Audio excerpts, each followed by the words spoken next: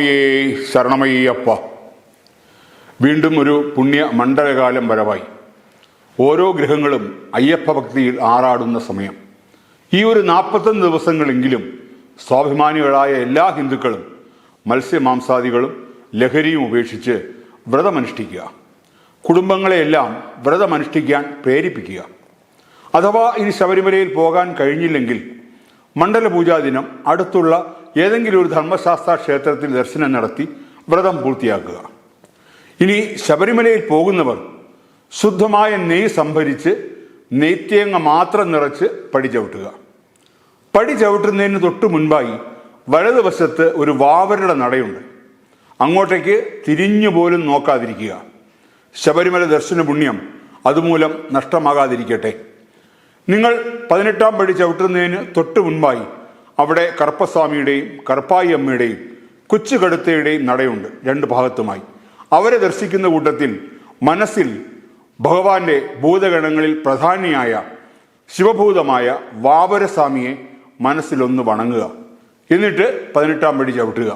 അല്ലാതെ ആ വാവര നടയിൽ പോയി വ്രതഭംഗം വരാതിരിക്കാൻ ശ്രദ്ധിക്കുക. നെയ്ത്തേങ്ങ അല്ലാതെ മറ്റൊന്നും തന്നെ കൊണ്ടുപോകേണ്ട കാര്യമില്ല. അവയെല്ലാം പ്ലാസ്റ്റിക് നിറഞ്ഞതാണ്.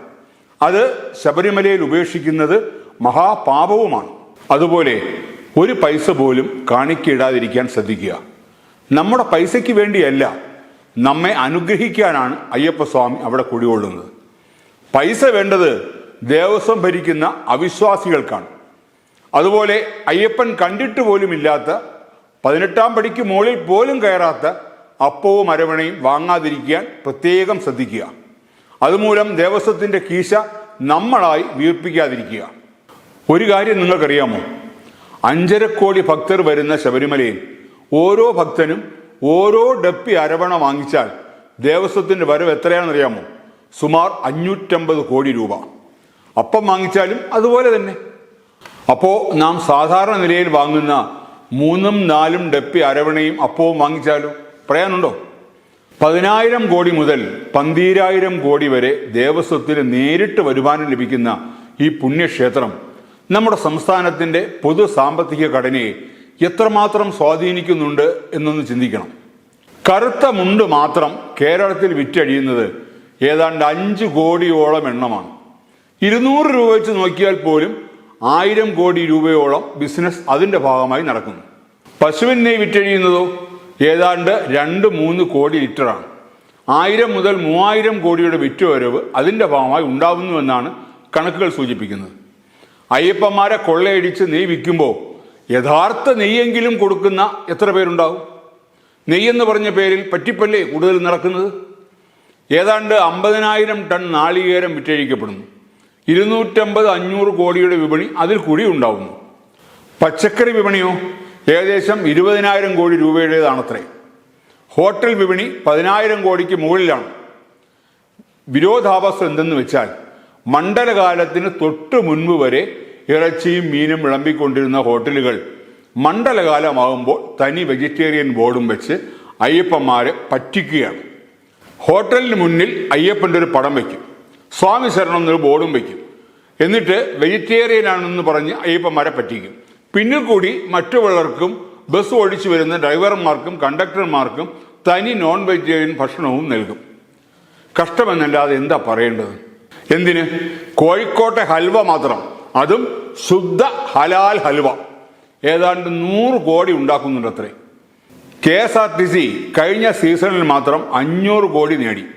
നിലയ്ക്കിലെത്തുന്ന അയ്യപ്പന്മാരെ കുത്തി നിറച്ച് പമ്പയിലെത്തിച്ച് തീവട്ടിക്കൊള്ള നടത്തുന്നു. ഒരു വർഷത്തെ KSRTCയുടെ നഷ്ടം നികത്താൻ ഒരു ശബരിമല സീസൺ. എന്നിട്ടോ ഹജ്ജിന് പോകുന്നവരെ തികച്ചും സൗജന്യമായി എയർപോർട്ടിലും തിരിച്ചും എത്തിക്കുന്നു. അതും മറ്റൊരു വിരോധാഭാസം. കേരളത്തിൽ വാഹനങ്ങളിൽ നിന്ന് മാത്രം ഏതാണ്ട് 5,000 കോടിക്കടുത്ത് നേടുന്നു എന്ന് പറയുമ്പോൾ നിങ്ങൾ അറിയണം അയ്യപ്പൻ കേരളത്തിന് എത്രമാത്രം അനുഗ്രഹം ചൊരിയുന്നുണ്ടെന്ന്.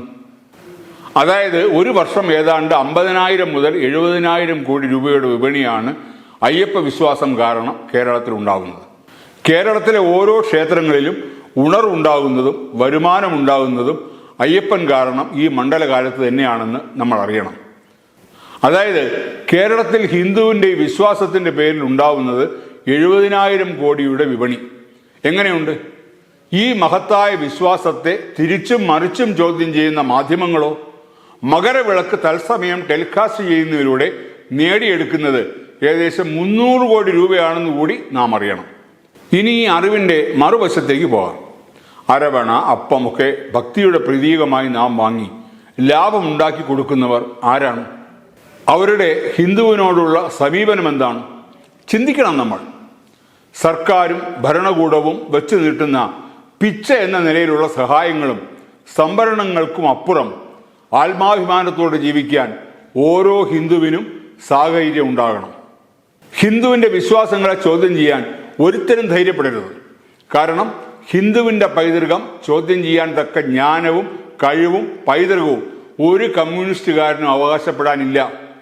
കമ്മ്യൂണിസം ജനിച്ച നാട്ടിൽ പോലും ജനങ്ങൾ ചവറ്റുകൊട്ടയിലെറിഞ്ഞ ആ സാധനത്തെ തലയിലേറ്റ് നടക്കുന്ന വിഡ്ഢികൾ അത് ചെയ്തോട്ടെ.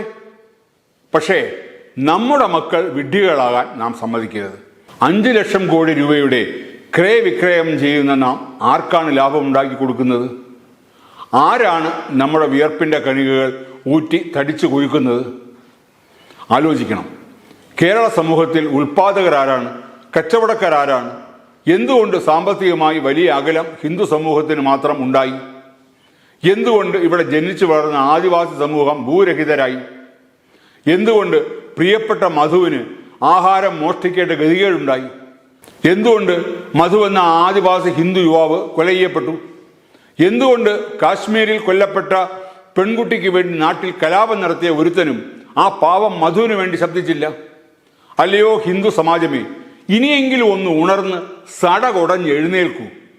നിങ്ങൾ ഒരുമിച്ച് നിൽക്കുമ്പോൾ പൊട്ടിപ്പോകാവുന്ന ചങ്കുകൾ മാത്രമേ ഇവിടെ ഉള്ളൂ.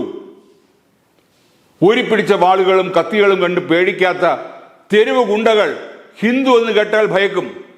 നാം ഒരുമിച്ച് നിന്നാൽ, പ്രാർത്ഥന കേട്ടാൽ എണീക്കാൻ മടി കാണിക്കുന്നവനൊക്കെ താനെ ചാടി എഴുന്നേക്കും.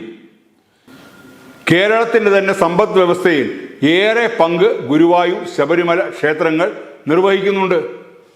ശബരിമല അയ്യപ്പന്റെ ഭൂതഗണങ്ങളിൽപ്പെട്ട വാവൂരിനെ ബുദ്ധിപൂർവം വാവരാക്കി മാറ്റിയവർ നാളെ അയ്യപ്പൻ വാവരുടെ ശിഷ്യനായിരുന്നു എന്ന് പോലും പറയാൻ മടിക്കില്ല. നാളത്തെ തലമുറയ്ക്ക് വേണ്ടി കൂടി ആ ക്ഷേത്ര ചൈതന്യത്തെ നിലനിർത്താൻ നാം ഓരോരുത്തരും ബാധ്യസ്ഥരാണെന്ന് മറക്കാതിരിക്കുക. കഴിഞ്ഞ 3 ദേവപ്രശ്നങ്ങളിൽ വ്യക്തമായി തെളിഞ്ഞതാണ് വാവരെന്ന് പറയുന്ന ആ സാധനത്തിനും ശബരിമല അയ്യപ്പനും തമ്മിൽ യാതൊരു ബന്ധവുമില്ലെന്ന്. വാവരെന്ന പേരിലുള്ള ആ പറ്റിക്കൽ പ്രസ്ഥാനത്തെ ശബരിമലയിൽ നിന്ന് പടിയിറക്കി ശുദ്ധം ചെയ്ത് യഥാർത്ഥ വാവര പ്രതിഷ്ഠ പണ്ടുണ്ടായിരുന്നതുപോലെ മാളികപ്പുറത്ത് പ്രതിഷ്ഠിക്കുക. നൈനാൻ മോസ്ക് എന്ന എരുമേലിയിലെ പള്ളിയെ വാവര് പള്ളിയാക്കി അയ്യപ്പന്മാരെ പറ്റിക്കുന്നത് നിർത്തലാക്കുക. എരുമേലിയിൽ പണ്ടുണ്ടായിരുന്നതുപോലെ വാവുര ക്ഷേത്രം പുനഃസ്ഥാപിക്കുക. എരുമേലിയിൽ നിന്നുള്ള പരമ്പരാഗത പാതയിലുള്ള കാളകെട്ടി ഉൾപ്പെടെയുള്ള 14 ക്ഷേത്രങ്ങളെയും അവയെ സംരക്ഷിക്കുന്ന ആദിവാസി കുടുംബങ്ങളെയും സംരക്ഷിക്കുക. അവരെ മതം മാറ്റാൻ ശ്രമിക്കുന്ന ക്രിസ്തീയ ഗൂഢപ്രവർത്തനങ്ങൾക്ക് അറുതി വരുത്തുക. ജാതി വർണ്ണ വർഗ വ്യത്യാസമില്ലാതെ ഹിന്ദുക്കൾ ഒന്നിച്ചു നിന്നാൽ നിഷ്പ്രയാസം നേടാവുന്നതേ ഉള്ളൂ ഇതെല്ലാം. അതിന് കേരളത്തിൻ്റെ ഭരദേവത കൂടിയായ അയ്യപ്പസ്വാമി അനുഗ്രഹിക്കട്ടെ എന്ന് മാത്രം പറഞ്ഞുകൊണ്ട് തൽക്കാലം നിർത്തുന്നു. സ്വാമി ശരണം, സ്വാമി മാത്രം ശരണം. സ്വാമിയേ ശരണമയ്യപ്പ. ഹരിഹരസുതനാനന്ദയുക്തനയ്യനയ്യപ്പ സ്വാമിയേ ശരണമയ്യപ്പ.